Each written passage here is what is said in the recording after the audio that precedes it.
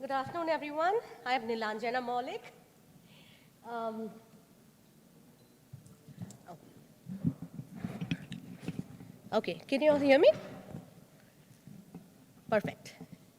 So I know it's after lunch, so, but anyway, so we're not going to be talking about some serious stuff. What I'm going to be talking to you about is actually sharing with you my life's mission and my life's passion. So I work with people with developmental disabilities. And when I say that, I mean it's just like people like you and me. They have a diagnosis or multiple diagnoses. Just like me and you, they may have some mental health issues, some physical health issues, substance abuse issues, just like you and me. So when you deal with people who have another level of need for supports, and it's mainly functional supports, we know that in our society, it's not always there. Even if it's there, it's hard to access it because of the complexity of the systems that are prevalent in our society. There are rules, regulations, processes, waivers, Medicaid, Medicare, insurances, but nobody knows how to speak that language, how to read that language, how to talk in that language. And in case management, that's exactly what we do. How many of you here are familiar with case management? You are, sir? Yes, I am. Could you tell us, what do you understand when I say case management? What are your thoughts? The first thing that comes to your mind. I'm Curtis Kelpinger, Director of Case Management for Moffitt Cancer Center. So case management is both trying to get the payers to pay for services that we render, and also to make sure that there's appropriate throughput for the limited capacity that the hospital has, and appropriate post-acute services to maintain the patient to prevent readmissions. Awesome. That was an awesome answer, but it's only because you are here, and the people that are here are, all of us are in the field, and all of us have been here in the field for doing the same thing, caring for our society for a number of years. But the people that we support, most of them do not know what is it that we do or what is it that they can expect of us. However, we are here at a time where the case management industry has evolved significantly. We've passed a paradigm shift phase. Today, where we are standing, we've come to a point where there's a bright new future, a whole new avenue ahead of us to take this support and move together so that that way people that we support are not just the supported people. They just come to our level at heart, and we can walk together hand in hand. So I'll be talking about the paradigm shift that happened. A little bit about me and myself. So I have been working in this field since 1995. That makes it, 27 years? And it's been a long journey. It's been a wonderful journey. I'm so blessed to be here. And I work with the people with developmental disabilities. The moment you talk about those, you have some questions. Is there information out there? I'm asking you these questions, if you know that. So some of you may not. What services are available for them? Is there funding for that? Through the state, through private agencies, is there funding? Who coordinates services? Because most of them will not be able to advocate for themselves unless they have a family member or somebody that's really a strong advocate.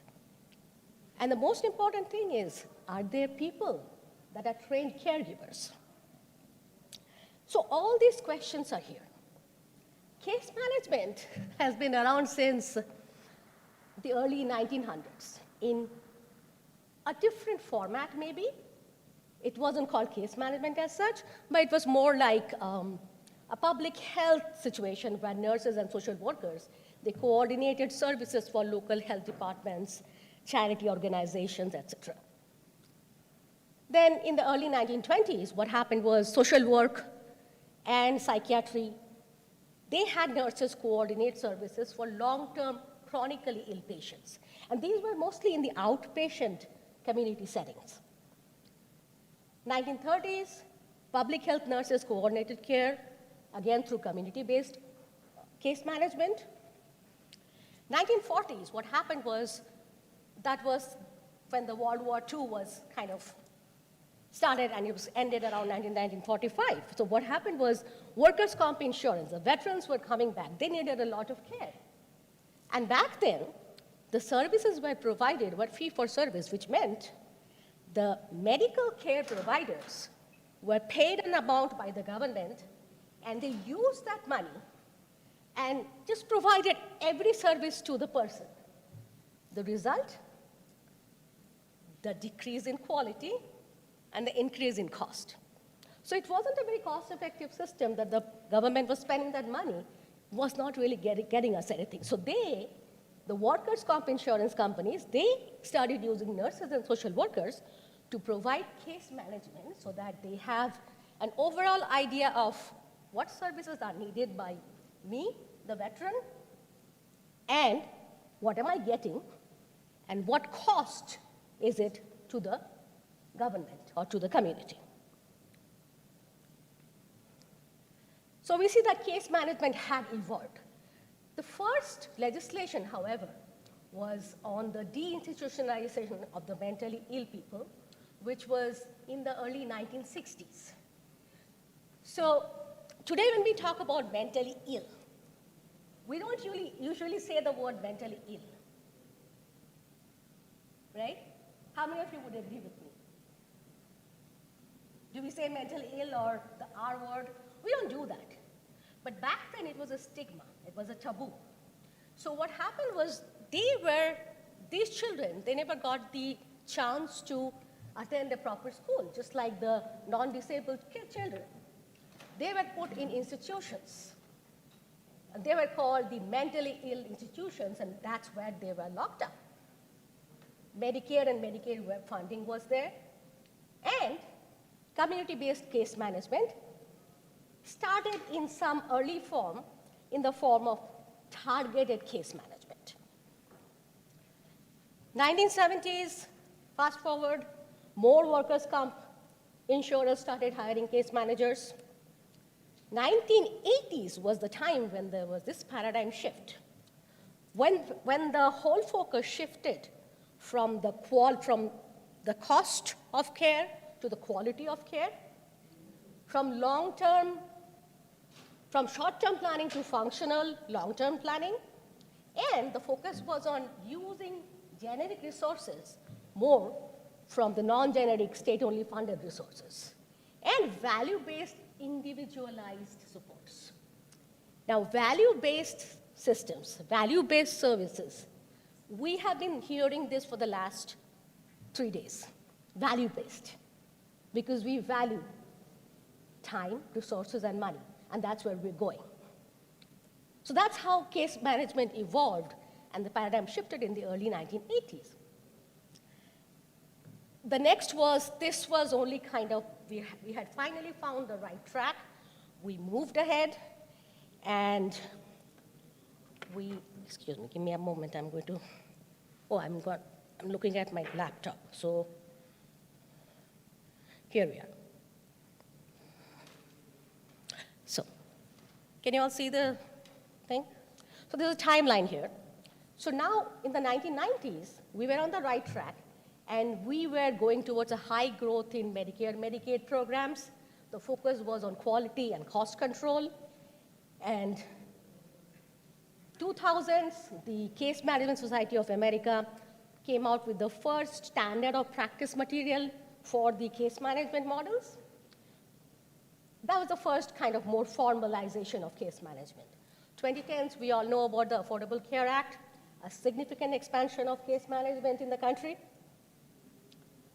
And today, after 2 years of suffering from the pandemic, with many innovations, many things that happened in the lives of most people, and especially so for those that we support.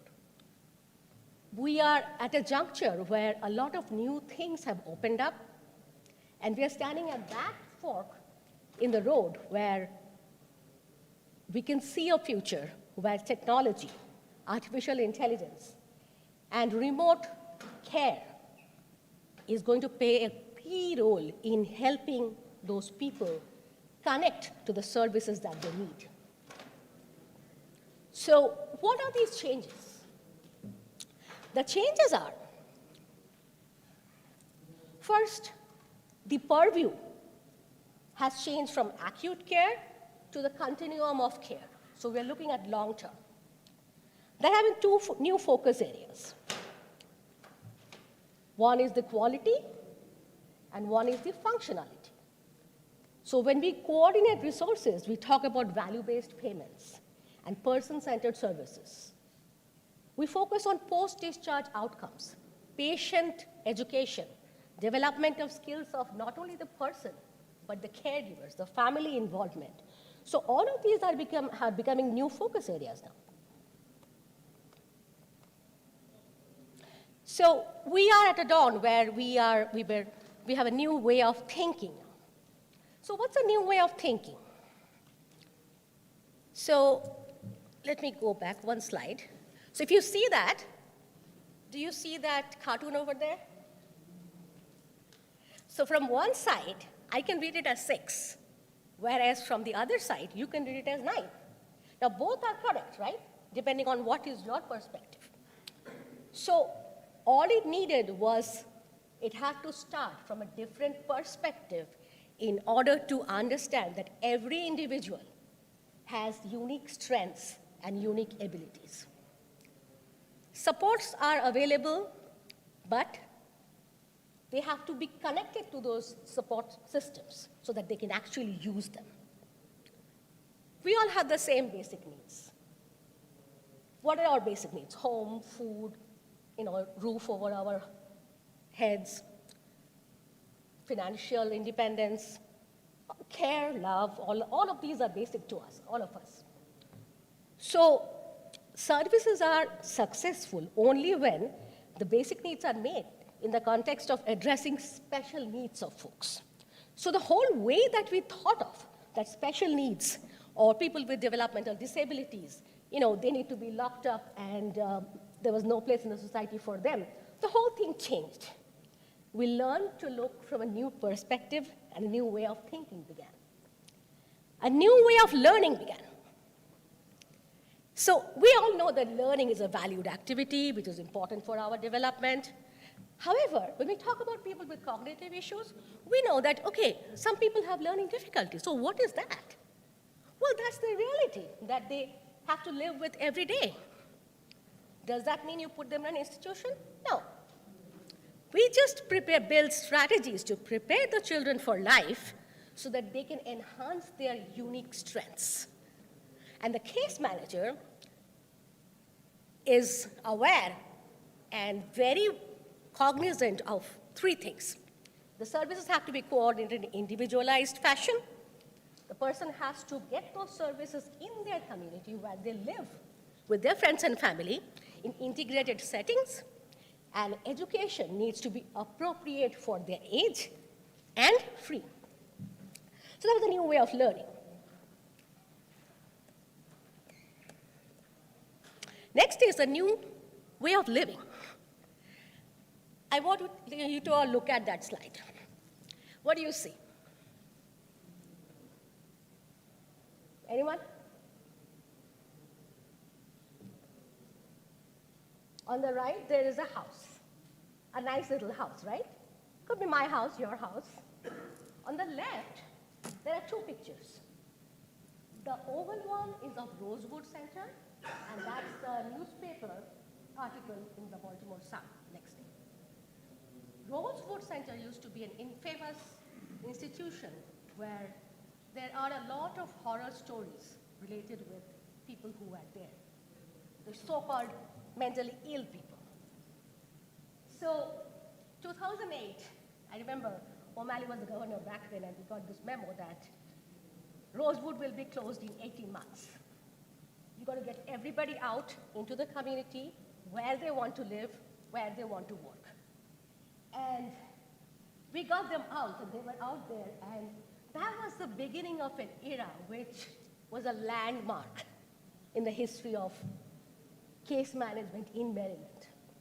So it was awesome. It was associated with a lot of cheers along the way, but when they came out of the institution, it was life, a new way of living in the community. And then, a new way of working. So we know that when we have kids, the most common question that we ask our kids that, okay, so what do you want to do when you grow up? But ask that question to a child with disabilities. I don't know if you will be able to, can you hear me? Okay?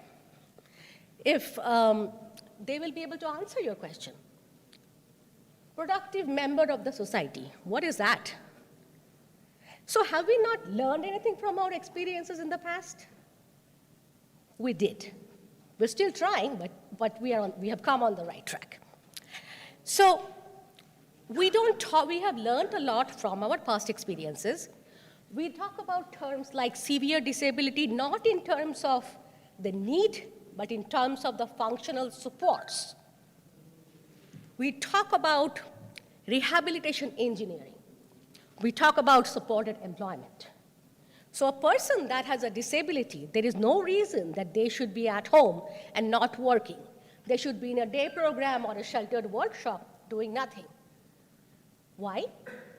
Because just imagine, in this society, we all have jobs.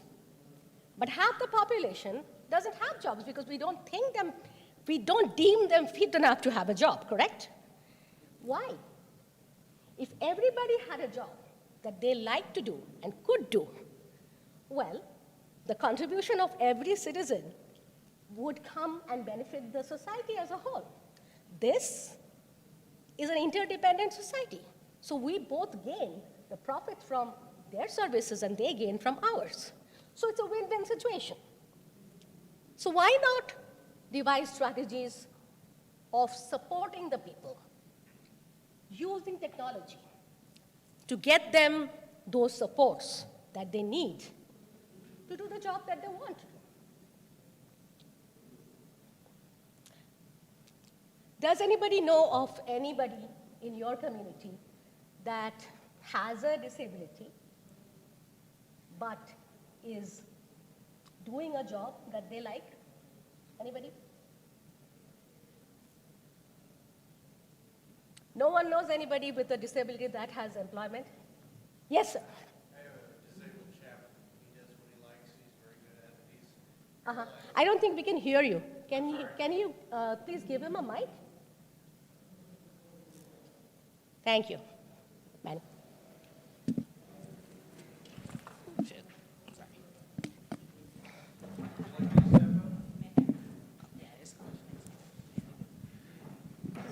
Can you hear me okay?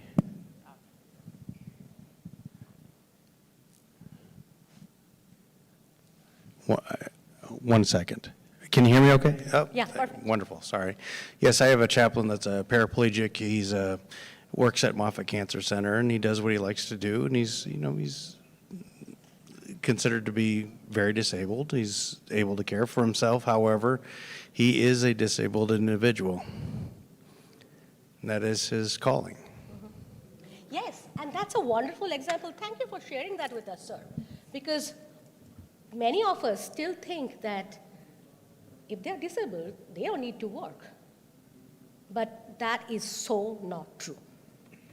I know people, a lot of bright, intelligent professionals who are working, even from a wheelchair. Quadriplegia doesn't really hinder them. They have all this technological help which they use to either direct their typing on the keyboard or drive their cars or do the work at the office. And some of these people have high positions in state governments. We have artists, we have musicians, we have people from all walks of life that have disabilities. So basically, end of the day, the conversation comes to the same square one. What is different between me and somebody with a disability? Really nothing. All it asks of us is that have a strategy in place, use something alternative. Just that. And think from a new perspective. If we all think from a new perspective, we can all live a better life. So supported employment is a concept that is very common and prevalent today. And it's a very self-explanatory word, so I don't need to explain that to you. Now, we were talking about how case management evolved and how it evolved over the years. We've talked about that. So now we are at a stage where thinking of the person as a unique individual, our planning has to be individualized. So the supports have to be individualized. We closed Rosewood, brought out the people from institutions. We brought them out into the community. The whole approach changed from an institutional approach to a community approach. Whereas several years ago, it was like, oh, so-and-so is placed in this institution. No, we don't place anybody anymore. No placement, sorry. We take the community approach. We coordinate individualized services for the person in the community and wrapped around that person, using their strengths and their preferences, interests, using their natural supports, using those community supports. And this is the ideal community life which we all envision. So that's where individualized planning and case management comes in. People are back into the communities from the closed up, locked up institutions. There was, when in the early 80s, we had a lot of Medicaid programs, Medicare programs. But all of these monies were allocated for institutions so that people with mental illness, developmental disabilities could be supported, could be given care that they needed in a closed facility. So the waivers came into being in the early years of the Reagan era. 1982 to 85, there were these federal legislations passed when the Medicaid waivers were introduced so that those federal monies could be used to meet the support needs of these individuals in the community as opposed to in an institution. And the case manager's job was to advocate for the person, for legislation, and work to help those individuals with promoting and putting in place those, using the Medicaid waivers to get them the services that they need. And the government had an array of services which the case managers sought out and met with the family and met with the team and started bringing out what was best possible for the person. The case manager was not a social worker or a, they used to be called case workers back in the days. They were now brokers. So case managers brokered services for the people that they advocated for. So the whole role changed. And the case manager also started wearing several hats. They were partners of the person. They coordinated service for the persons.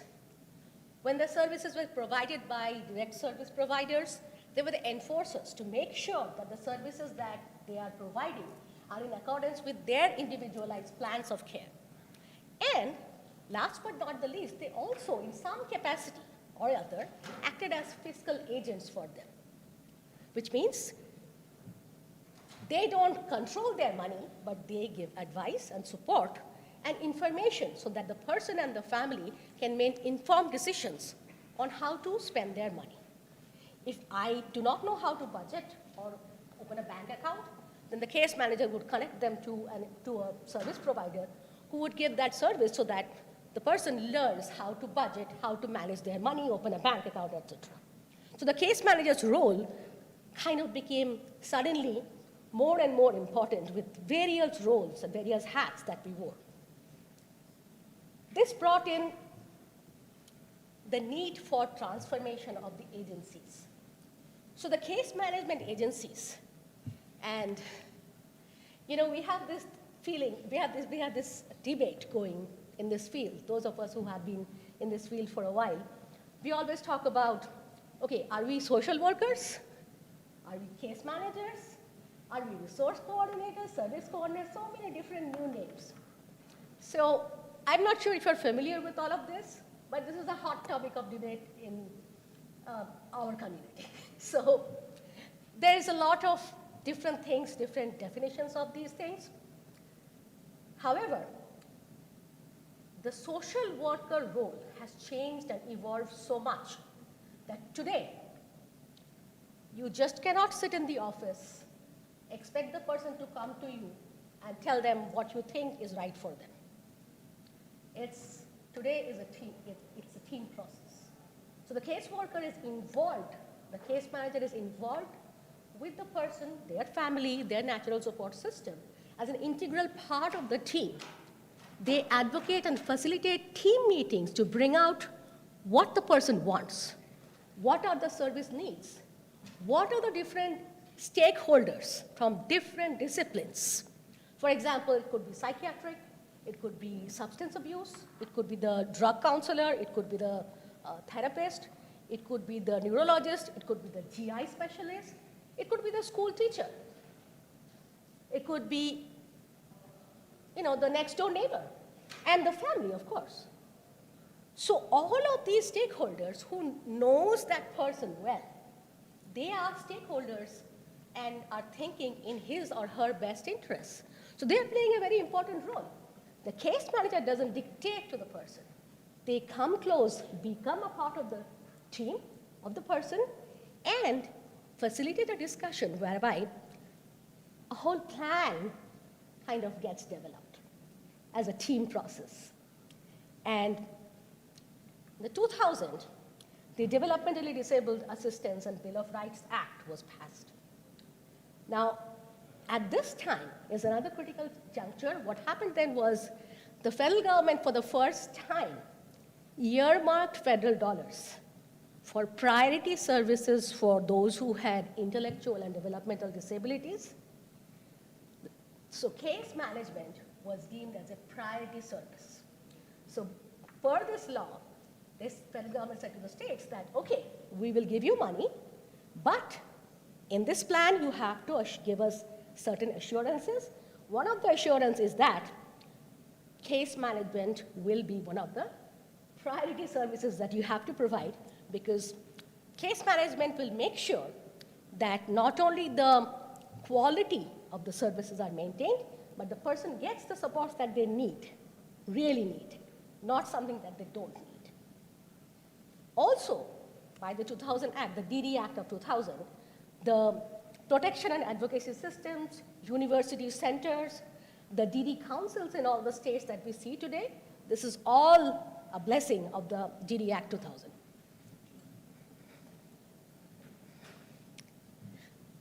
Okay, thank you for letting me know that. Okay? So, along with the rapid expansion in human service programs, the deinstitutionalization movement, and the federal mandates, case management significantly grew. The priority focus changed from cost control to service coordination delivery, advocacy, and using collateral resources available in the community for the person. Value-based services were given more focus on.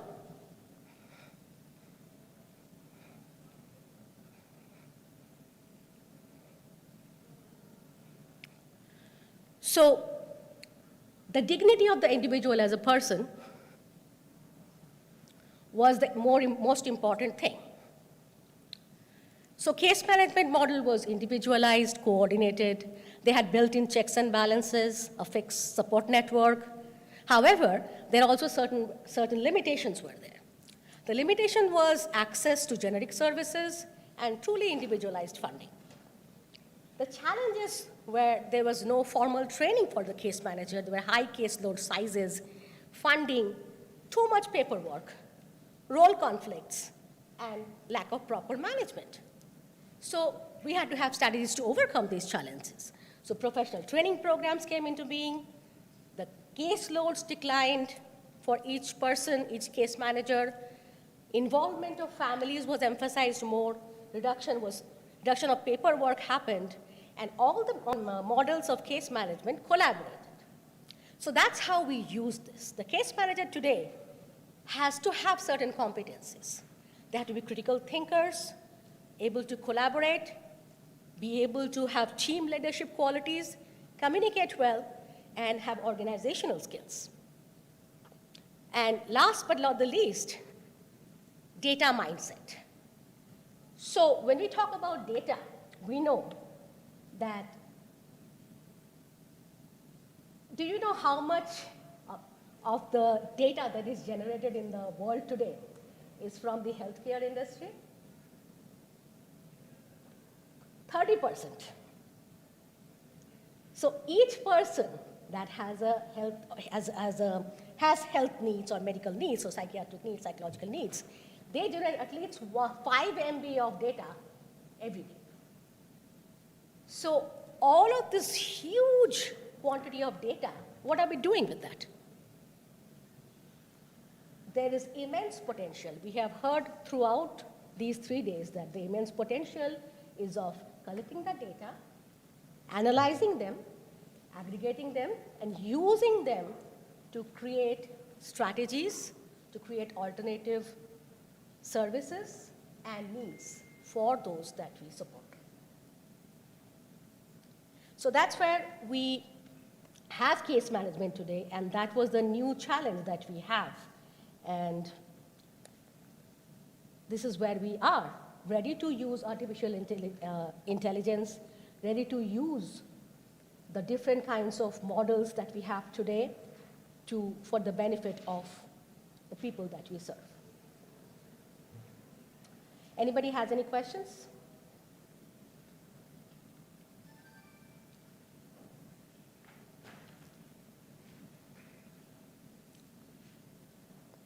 Okay, so if you don't have any questions, my contact will be there. You can always reach out to me later on.